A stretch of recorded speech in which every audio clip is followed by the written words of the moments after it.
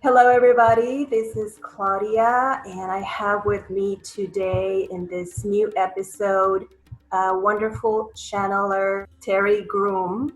She lives in Dallas, Texas, Plano, Terri? Where do you live? Actually, it's in Murphy, Texas. Okay, Murphy, Texas. Yeah, I am in Dallas. And I met Terri a few years ago during a channeling session that I wanted to join out of curiosity, being in the yoga path and interested in these practices. I researched a little bit about it, and then I found Terri, and I had a good feeling, and I just joined her meditation session. It was amazing. It was the first time that I saw spirit guides, and she also told me what she saw. And of course, yogis and channelers, we believe in past lives. So that is important to mention for channeling. I would like to introduce Terri, introduce herself, and tell us in her words what is channeling and what is the significance for the spiritual path. Or even if you are not in the spiritual path, it may help you just to be open.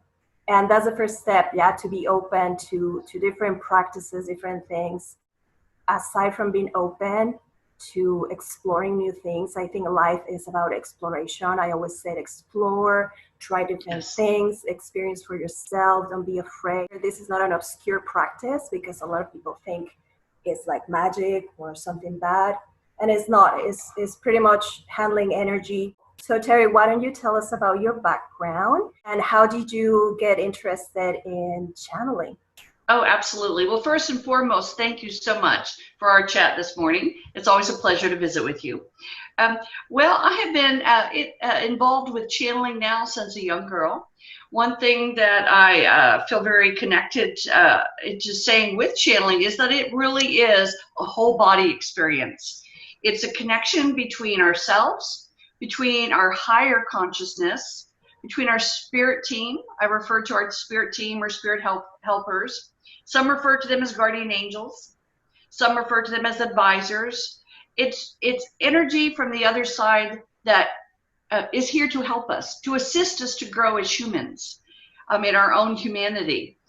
One thing with channeling is we always do keep it in the light. We recognize that in life there is a balance of energies, but for our purposes, in order to reach the highest levels, we keep it in the highest level of light. I've been channeling, as I said, since a young girl. Back in the day, I didn't know exactly the terms. There was no Google, so I had no idea what I was actually doing. But it was a very simple process.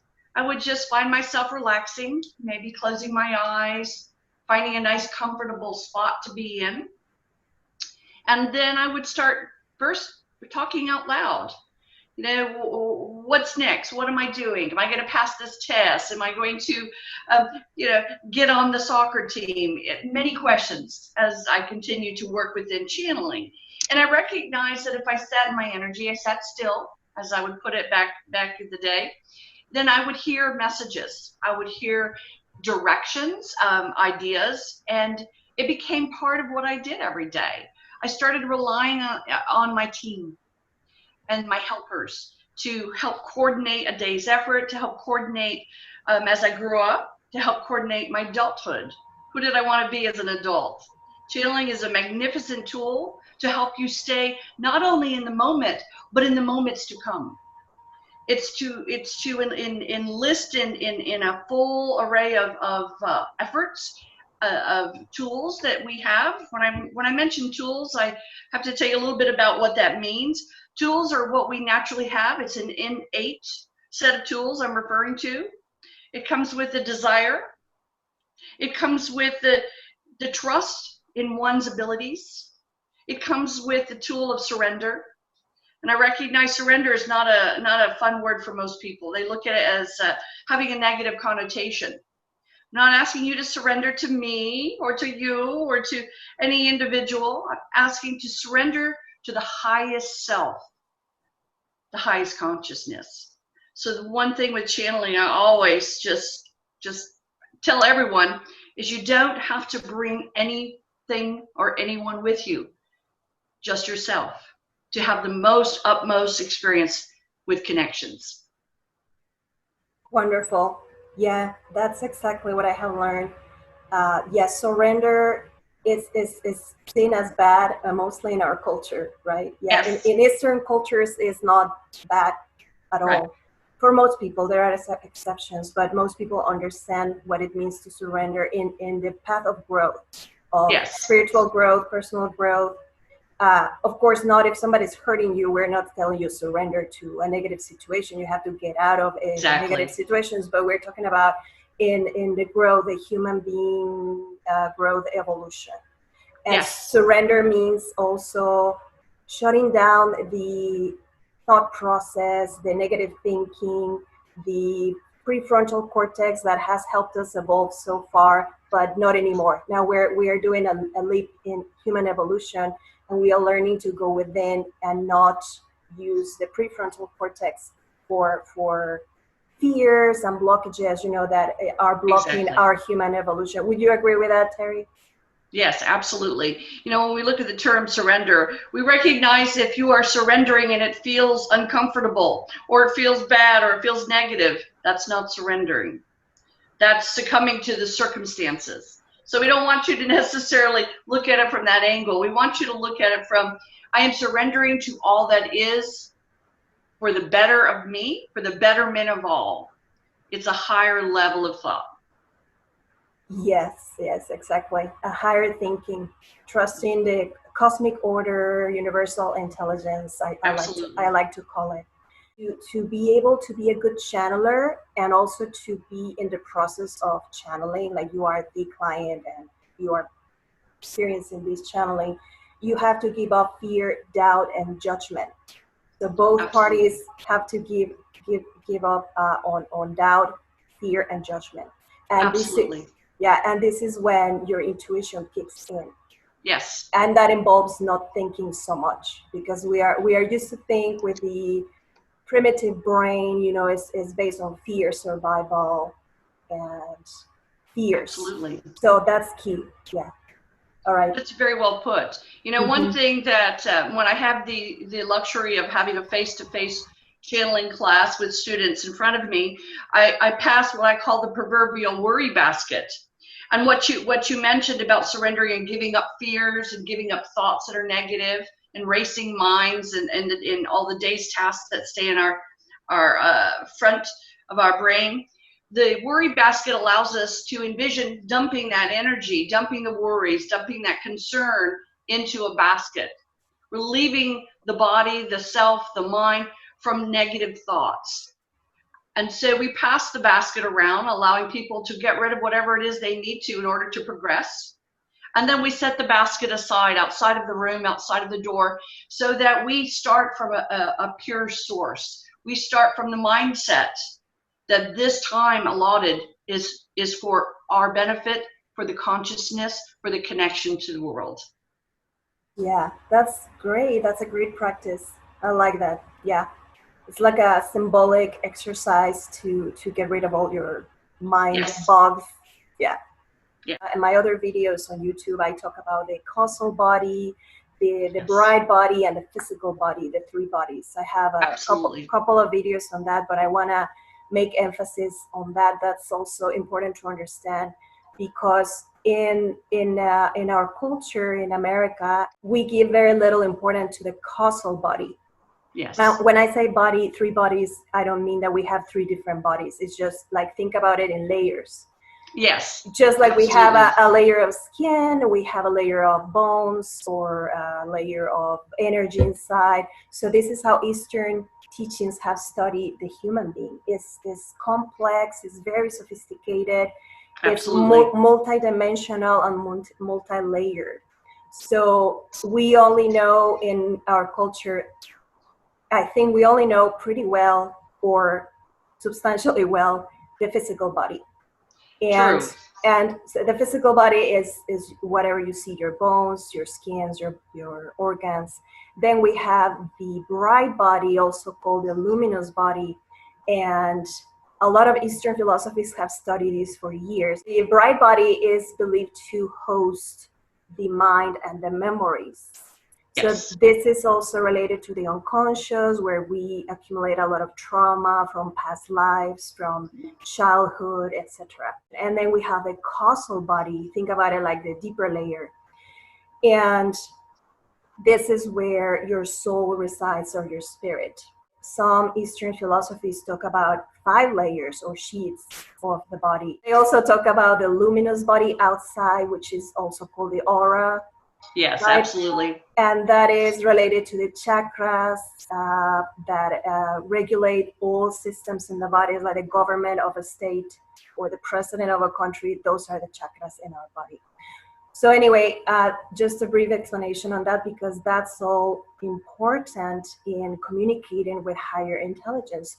Yes, Understanding that we are not just physical body and a brain. We are so much more. We are made of energy, waves, electricity inside, just like the universe. Very well spoken.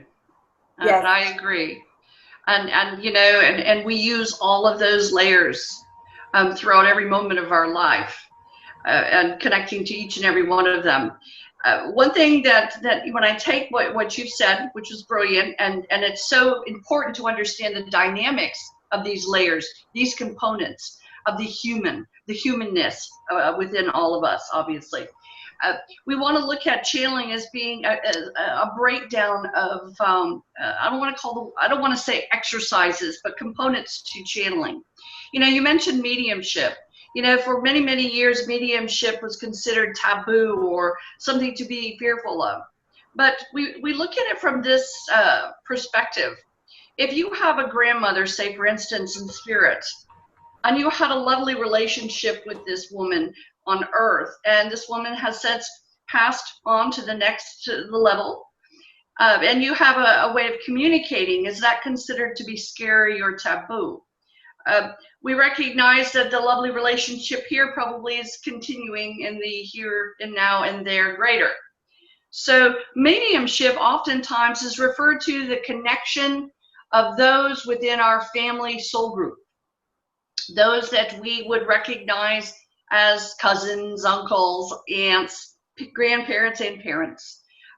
Some friends will fall into that category as well. So we recognize with mediumship, it is a form of channeling. We're channeling the energy of our loved ones. And in mediumship with clients and others that we are working with, we recognize it as a connection with their loved ones. You know, there was an old school of thought for many years that channeling and mediumship have to be completely separate.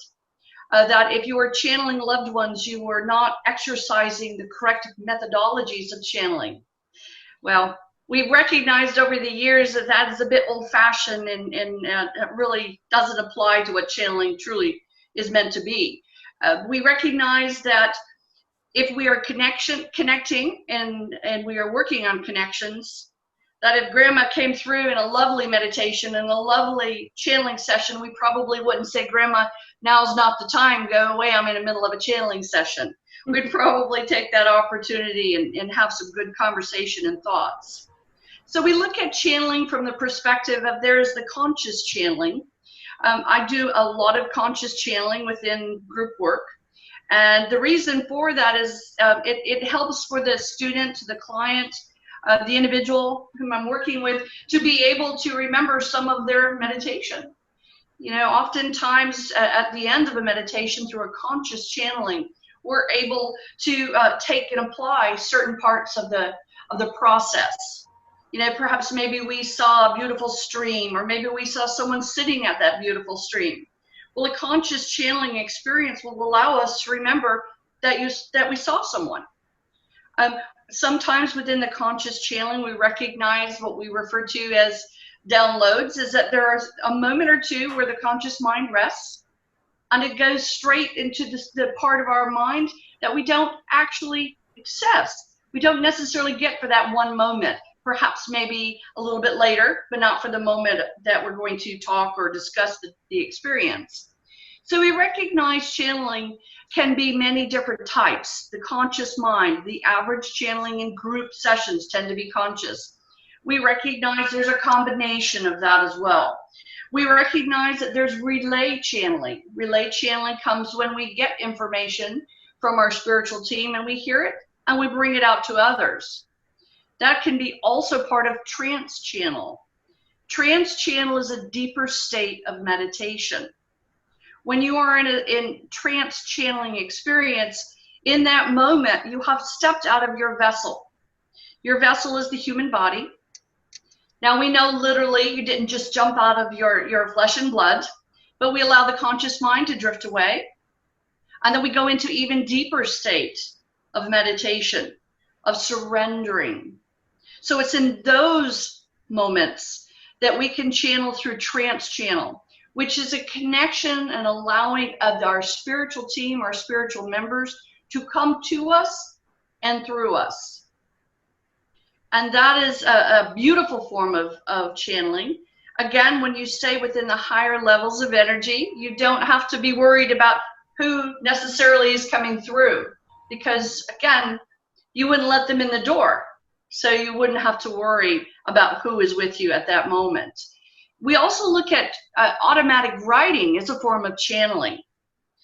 Some people believe that channeling has to be an experience of the mind and the voice thereafter, sharing information, whether on a conscious channel or as a trance channel. We recognize that automatic writing is considered a component of channeling.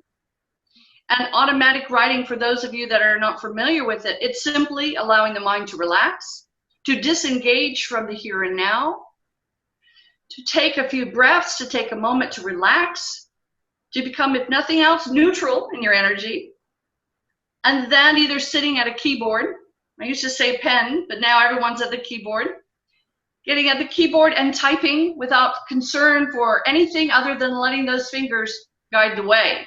We recognize that that's considered automatic typing, automatic writing is a form of connection that gets transferred into the written word rather than the spoken word.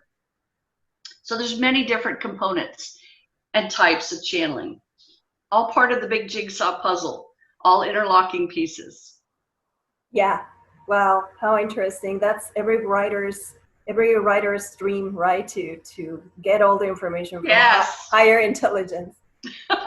Maybe they do, the writing process is an artistic process where you have to let go and tune in yourself to get all that inspiration, creativity. Absolutely. Absolutely. Yeah, that reminds me to a writer of A Course in Miracles. Is a book. She was a psychologist, very famous in the mystic, spiritual culture, right? That she was a psychologist, and one day she didn't believe in any of these, any channeling. She didn't know about it. She was a scientist, psychologist in the United States. And one day she woke up, and it was a process, right? But one day she started having this need to write, and she started just writing. I think early in the morning, they say, is when your mind is more clear for channeling information. Yes. And she started writing, and she wrote one of the best-selling books of the spiritual teachings, A Course in Miracles. And she claims that, I think this was in the 60s or 70s, and that she received that information, she says, from higher sources, higher intelligence. She did have no idea where it was coming from, but it's full of wisdom and spiritual teachings. Is amazing. So there's a lot of truth in these things. So yeah, absolutely. Or even after a spiritual awakening, people become great authors like Eckhart Tolle, the German Canadian author, spiritual teacher. He wrote The Power of Now, A New Earth. I'm sure our audience is familiar with those books, bestsellers, spiritual teachings. And he is just a common person, just a common guy, born in Germany, grew up in Canada and Spain, and I think England, and then he moved to Canada in his adulthood. And he had depression, severe depression. He was thinking about killing himself. So he had a spiritual awakening, a realization that there was more than this physical body inside of us. There is a spirit, a soul. So anyway, it's a long story, but that's another example, in my opinion, of someone who has a spiritual awakening. And they devote to write about it because that's their channel of expressing this creativity.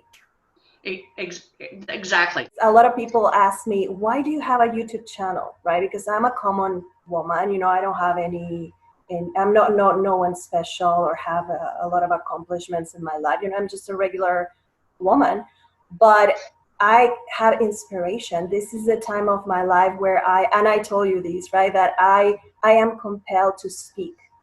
Yes. And I'm not a great speaker, you know.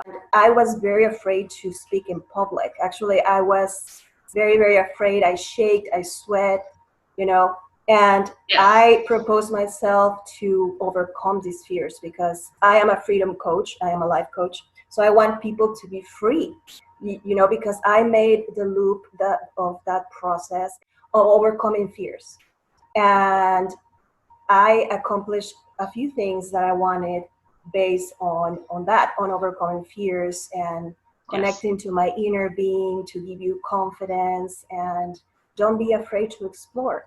And that's why I started a YouTube channel. Now I have learned that the power of communication, the power of the word, and Yes. that is a form of creativity. That is a form of expressing. Absolutely. You know, we are Absolutely. vehicles, right? So I am expressing my experiences and my inspiration through YouTube channel, which is an amazing platform to express your thoughts, your ideas. If you think you have a good idea, good thoughts, or something that can help others become free or become healthier, do it. You know, don't be afraid. And if you fail, so be it.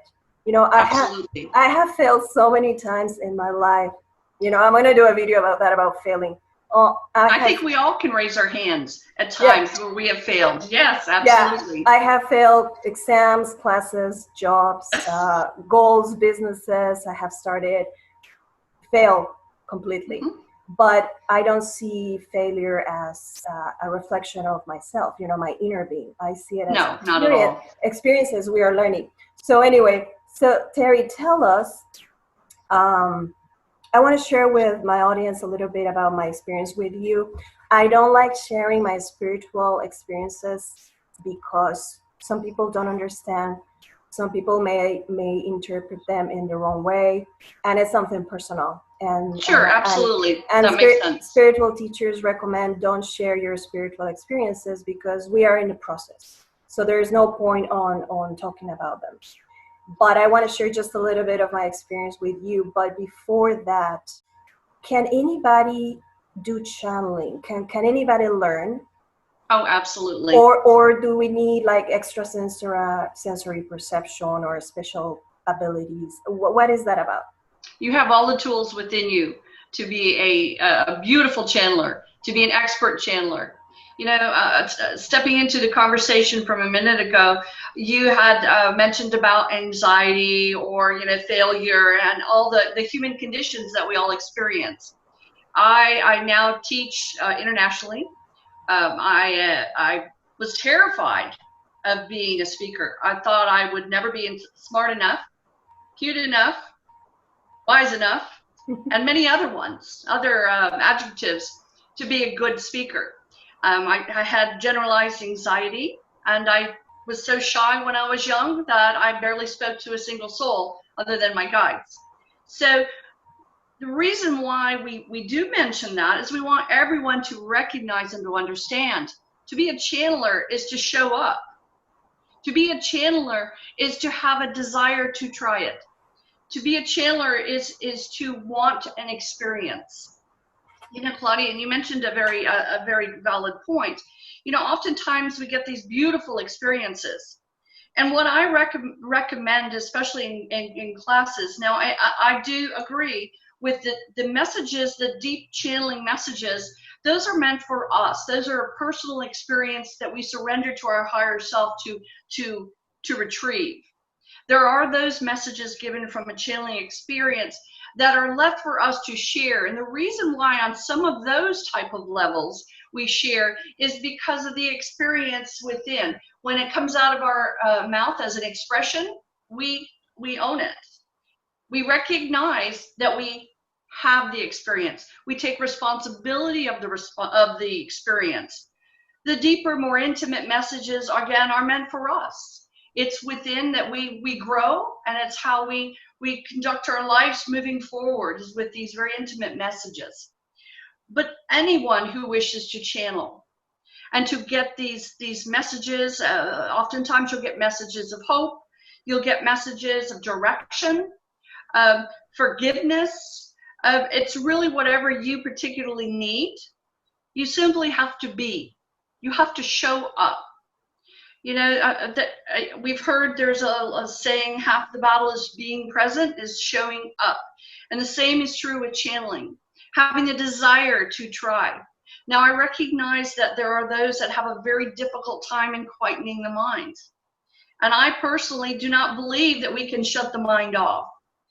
But what channeling is, especially if you have a guided meditation to begin channeling, and I'm not saying that we all need that, but those that are not sure they can do meditation, or those that prefer a guided meditation, we recognize that when we take you somewhere through a beautiful day in nature or wherever it may be, that it helps you to follow the trail.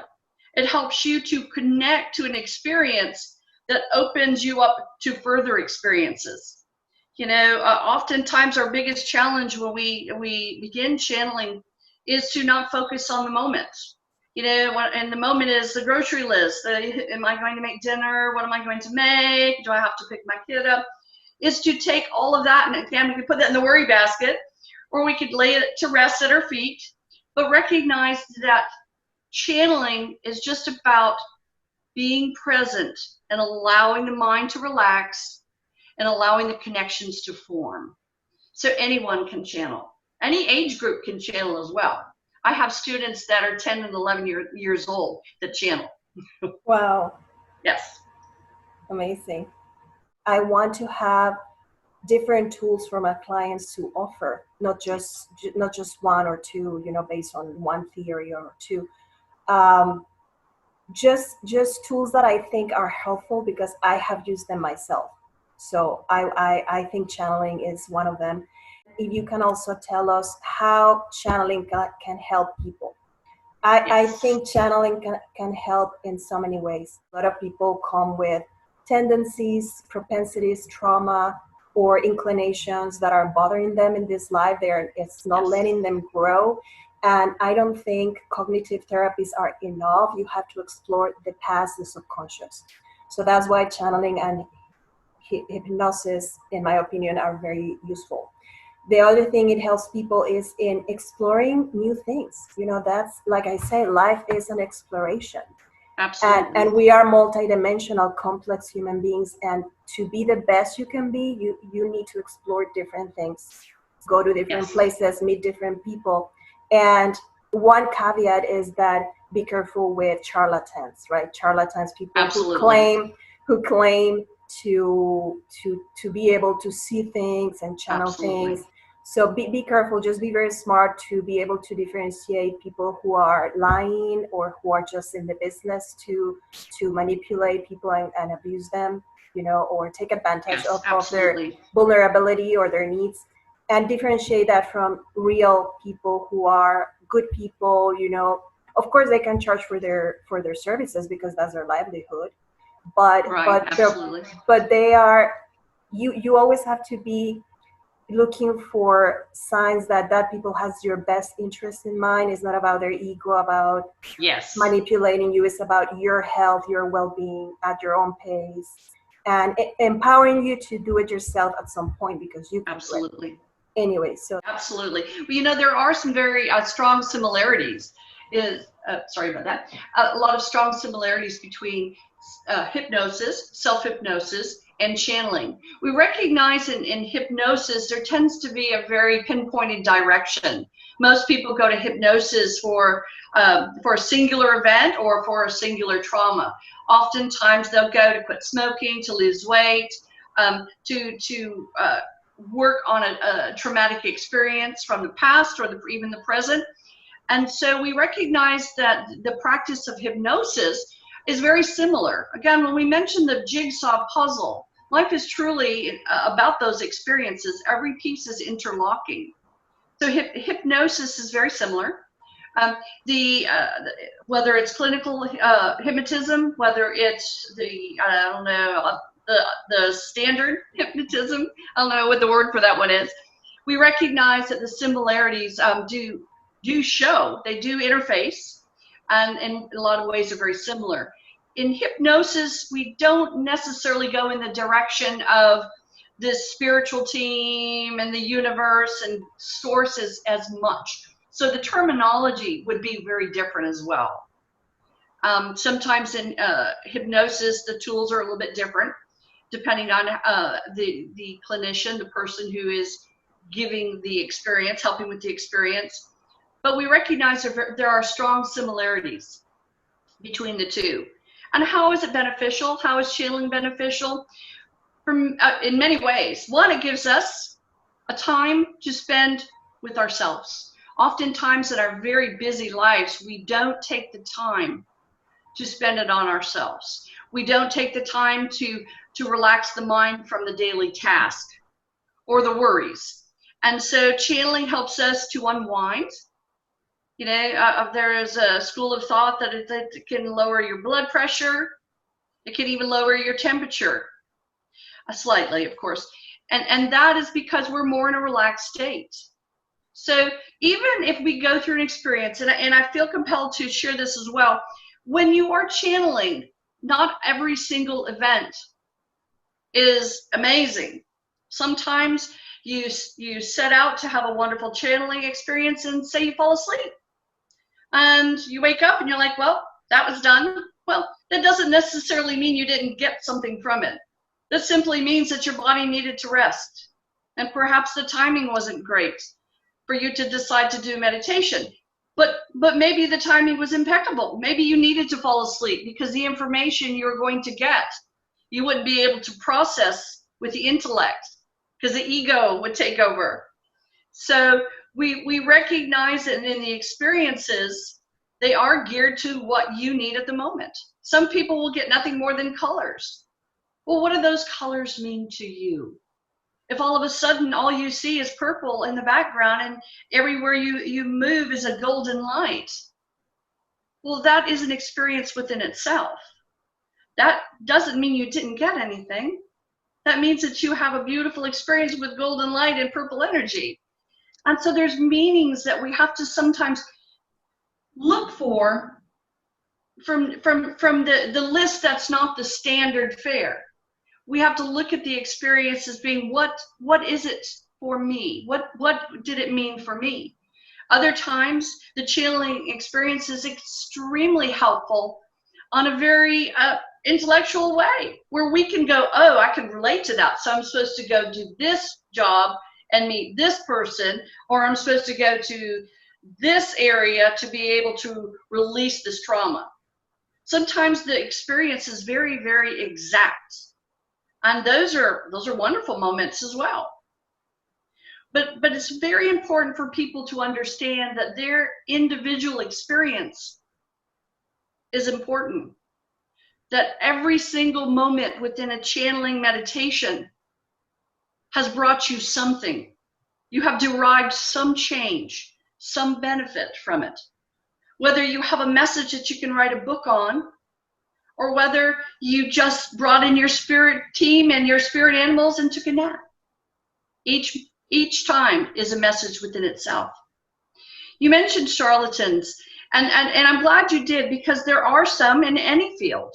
We recognize that no matter what type of profession, there are going to be those that don't have a vested interest in those that they work with. And so if you feel uncomfortable in a particular class or venue or experience or whatever it may be, not just with channeling, but in all areas, please recognize that that's your higher self. But I also challenge you to take one step back from it and go, is it my fear that I'm mirroring about what might be brought to me? Or is it actually the person in the room giving the experience or helping with the experience? So again, don't be afraid to let your feelings be part of your decision making, okay? If it doesn't feel comfortable, step back, try it again. If it doesn't feel comfortable, step back, try it with someone else. But please give it an opportunity to recognize if it is your own individual innate fears or whether you have a reason. I call it pausing for cause, meaning taking a moment to figure out your next step forward. But Claudia, channeling is beneficial to everyone. Everyone has the ability, they have the opportunity to connect to the spiritual realm on so many beautiful levels. And you don't have to buy any expensive equipment to make it happen. Yeah, that's great. Very well said. Yeah, and you may be already connecting to higher intelligence when let's say you're watching at a sunset and you are doing a 5-minute meditation, just pausing, stopping the thought and just looking at a sunrise, a sunset, or a beautiful landscape. We all have felt that at some point in our lives. That's the beginning of the spiritual life, of connecting to universal intelligence. When you feel that connection, yeah, that's amazing. So it's just a matter of developing that ability. Human beings are the only ones who have that ability so far, we believe. Like you don't see animals stopping and looking at the sunset and thinking about higher intelligence. Maybe they do, and we don't understand their language. Maybe they do. But so far, we believe human beings are the only ones with the capacity to reflect on our own transcendence. So this is why you are able to do anything you want. Be super powerful human being. Yes, absolutely. Yeah. And, one thing I'd like to mention too, we talk about the ego and the intellect. We recognize that when we are in a state of meditation, the ego is typically put aside. Now, not always. Sometimes the ego comes in. The ego sometimes acts as a safety net. We don't want the new experience because what will it, how will I feel? What will it do? So sometimes the ego kind of steps in and destroys some wonderful experiences. But we recognize that more often than not in channeling, the ego steps aside.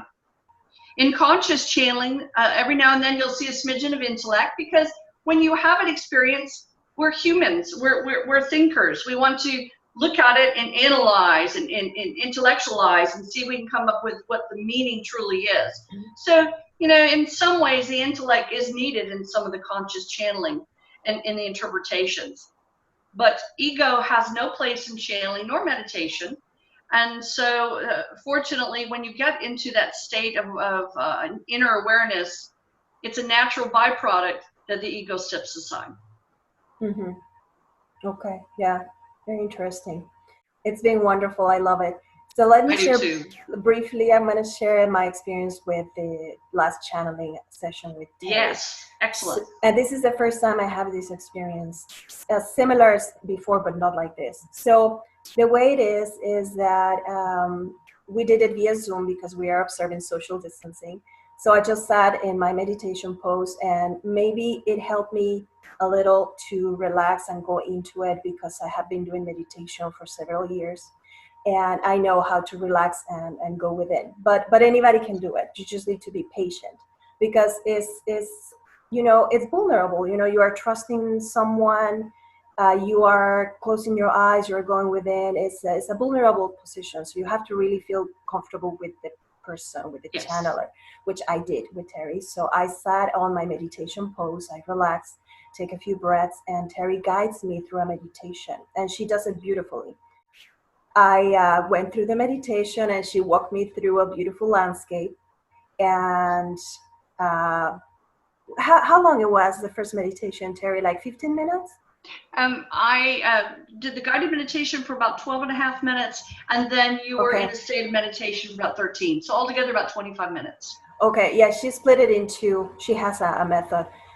Which I think is good. So the first one, so she guided me through a beautiful landscape and then a train station because we were interested in doing some like past life exploration or maybe Yes. future life, we didn't know, but some traveling, right?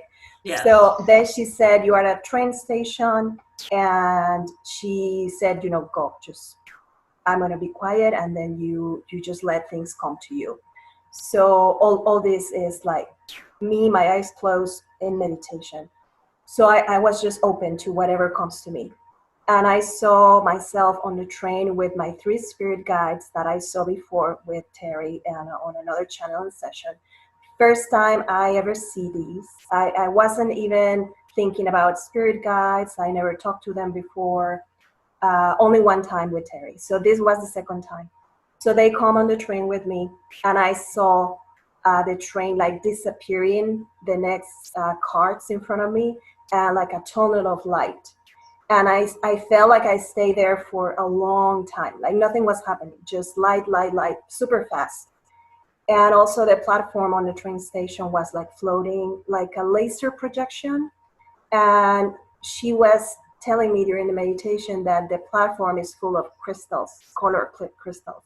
So I saw them, but floating in this beam of light, like a 3-dimensional projection. So weird.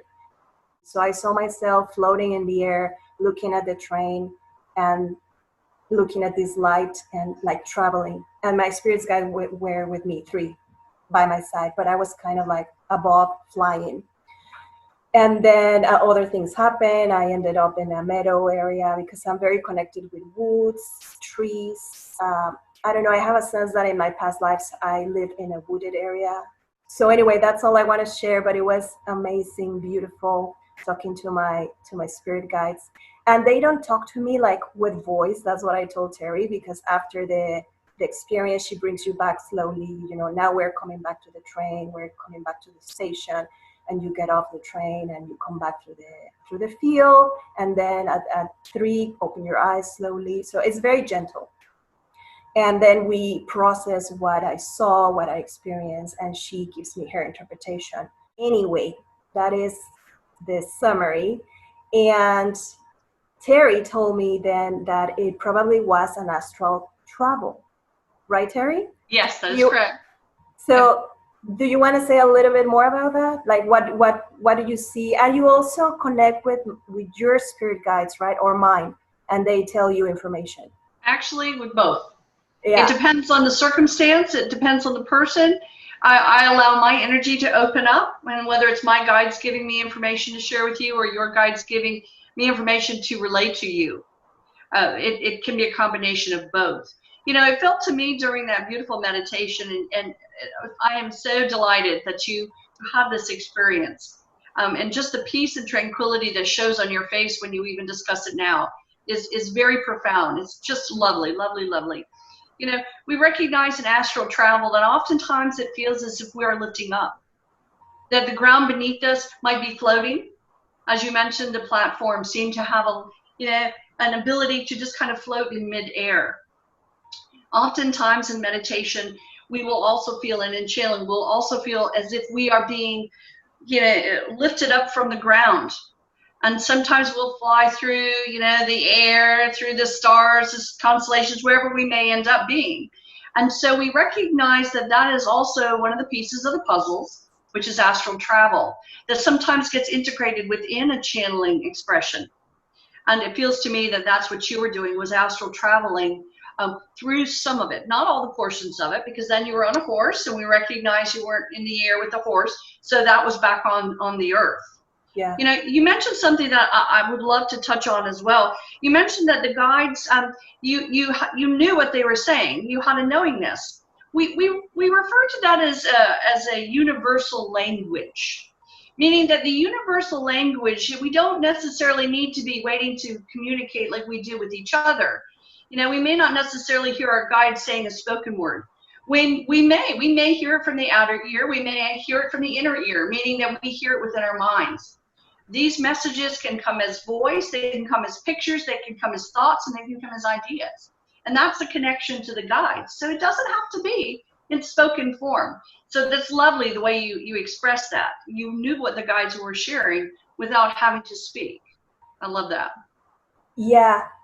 Yeah, that was amazing. Yeah, they don't speak, they don't even open their mouth like we do with words. It's just like, I don't want to say telepathic communication, but I know they're telling me something somehow without opening their mouth. Amazing. It's incredible.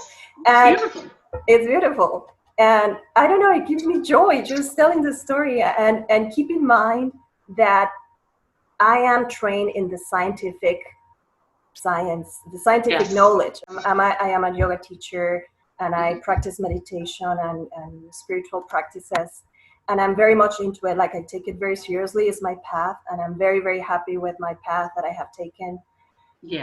But I am also very thoughtful. Like, I have a very scientific side of myself where I use my intellect. I was trained as a lawyer.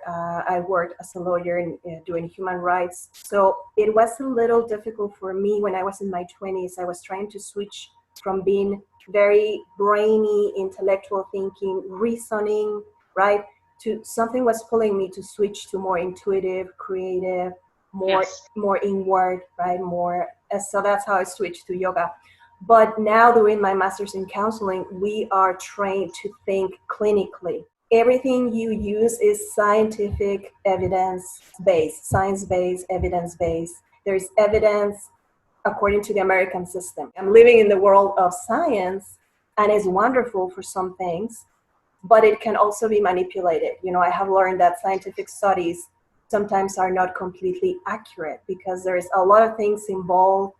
I have learned to criticize, to critique, and analyze scientific studies.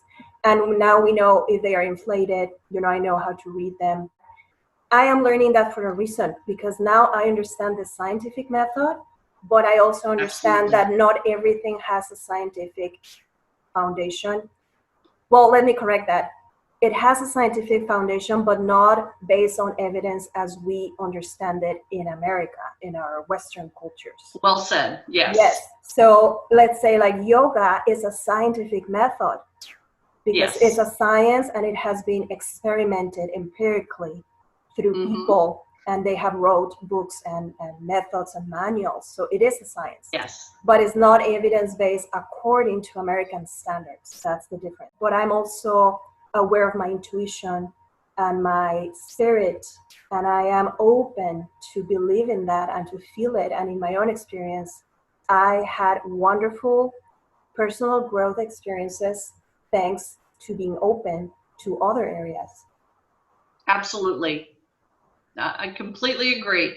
It's a beautiful balance of both sides of your brain is what that's about. And I love that. Yeah. All right, Terri. So any final thoughts you want to say? I always ask my guests to share their best lesson in life, the best advice they have received in their life. I guess I would have to say just being is my best ever. Being available for the moment, being available for the experience, being receptive and looking at the true meanings and the answers. But most importantly, it's just showing up. I've enjoyed this so much, Claudia. And I have to say, my business is Vita Perceptions. And I would love, I have classes online. I have an office in Richardson, Texas. I have a lot of beautiful clients and friends and students. I would love for you to reach out if you're able to, wanting to, please do. Yes, thank you, Terri. And I'm going to put the link to your website or social media or both below the comments on this video for people to reach out. Yeah, contact Terri. She's available online until we can go back to a normal. Yes, absolutely. So she's wonderful. Okay. You're so sweet. Thank you. You're amazing. Thank you for having me as your guest this morning. I loved it, Terri. Thank you so much. And I will see you soon. Yes. Take care. Okay. Bye. Bye.